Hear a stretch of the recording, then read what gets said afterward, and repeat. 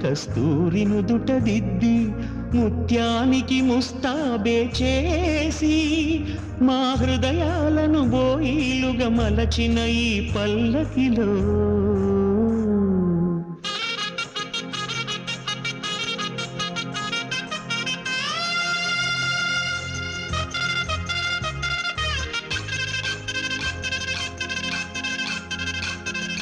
పల్లకిలో పల్లకిలో పెళ్లి కూతురు రాణిలా ఉంది, మహారాణిలా ఉంది.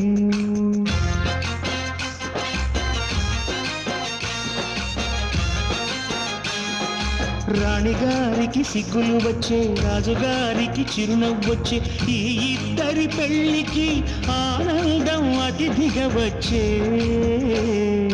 పల్లకిలో పెళ్లి కూతురు